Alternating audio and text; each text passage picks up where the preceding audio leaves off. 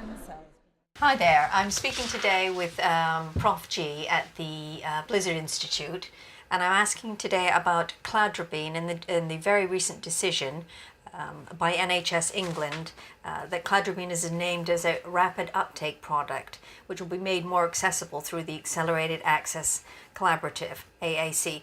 What does this actually mean for people with MS, Gavin? It potentially means a lot, because the whole idea of this accelerated access scheme is to try and improve the uptake of innovative products in the NHS.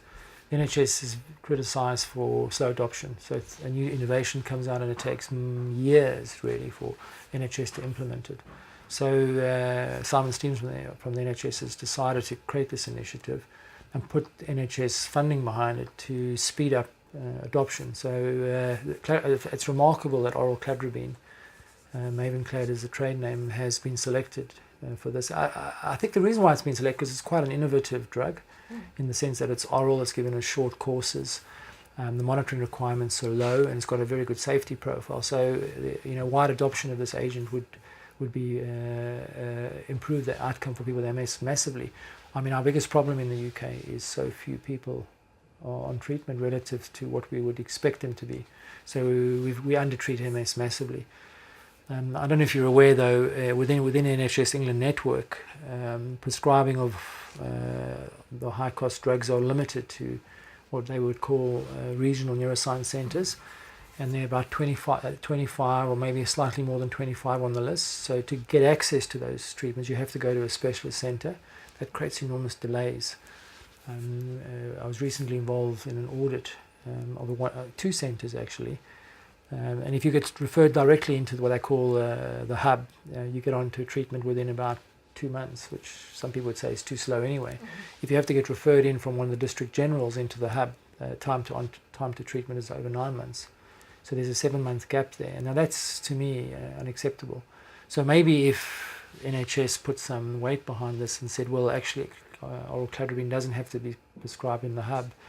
MS experts or even general neurologists all over the country can prescribe it, then it means that people with MS who fulfill the criteria for the drug could get onto it very quickly without having to be referred in and be assessed within the specialist clinics. So I'm hoping they do that. The other thing that needs to be done is some of the criteria are a little bit archaic in terms of who's eligible for the drug. So I'm hoping that when they assess what can be done to improve the access to oral Cladribine, they tweak the criteria, what we call eligibility criteria. But I think the message is the NHS has identified MS as an area of unmet need. They want to improve access to treatments. They want to speed up access to treatments.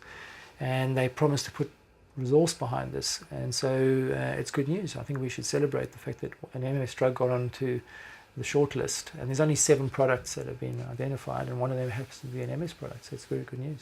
Can you tell me about the role that Bart's had in this? Oh, so Bart's, yes. I mean, I've been involved with this product since 2002, so and I can give you it's a whole history lesson. But anyway, the company at the time was Serona, and they were deciding to repurpose this drug and buy in the technology to convert it from an injection form to an oral form. So they decided, after having this advice from a whole lot of experts, that it was a drug that should be taken forward, and they bought in the technology. Then I was invited to be the principal investigator, and I have been for the last 15 plus years as a PI on the project. And so we had to design the trial, set up the study. Then the trial was positive. We put it through the regulators. The regulators turned it around. I rejected it initially. Rejected it because of in retrospect, a false signal. There was a signal of possible malignancy risk, and we at Bart's, particularly my colleague Klaus Schmerer and Julia Pakpur, did an analysis of the data and realized that the reason why there was a cancer signal because there were 0 cases in the placebo arm, and it was a false signal. So by reanalyzing the data, it made the case for the company to go back to the regulators and resubmit it, and that's what they did. 2014-15 we went back with the data package, which was now much bigger, and I was involved with that. Also, what had happened, that whole environment had changed. I think what really changed the environment was another drug called alemtuzumab, Lemtrada. It got a license, and a very liberal license, to be used as a first-line agent. And all of a sudden, people said, well, if Lemtrada got licensed with its risk profile, because it was quite a lot of adverse events attached to it, then surely Cladribine could get licensed. And so that kind of also stimulated the company to reopen the discussion. They looked at it and said, well, of course. So we went back in 2015 to the actually from 2015 the discussion started. It only got given approval last year by the European Medicine Agency. This time we got a unanimous decision. There wasn't a single member of the what they call the CHMP, the voting committee at the EMA, that turned it down. So it got through without any problems. And now we've got the tablet. So and NICE approved it first time as well. So NICE assesses whether it's cost effective, and they approved it first time. And I think the reason why they approved it because Merck, who manufactures and markets the drug, went to NICE and said to them, we will do a deal with you. If the drug doesn't work, in other words, if people fail this therapy, then we'll reimburse the money that you spent on it. So it's kind of a risk-sharing scheme in a way. NHS is paying a certain amount of money. If the drug doesn't work, the company reimburses it. So this is the way I think healthcare, particularly on high-cost drugs, is going to go in the future.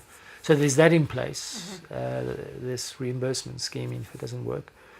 And now we've got the NHS behind us saying, actually, we think this is going to revolutionize MS treatment, because what's really affecting us in our centres now is the monitoring requirements.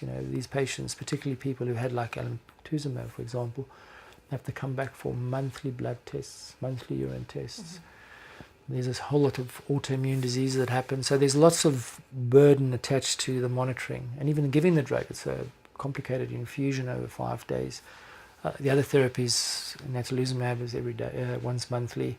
Then we have ocrelizumab is every 6 months. So those burdens are going to be they're going to disappear with oral Cladribine. So I think what probably drove this drug getting through is the impact it will have on freeing up services. And what people don't realize is if you free up NHS staff, they can do other interesting things. So I suspect there was quite a few reasons why it was green-lighted for this accelerated access program. But it's exciting for us.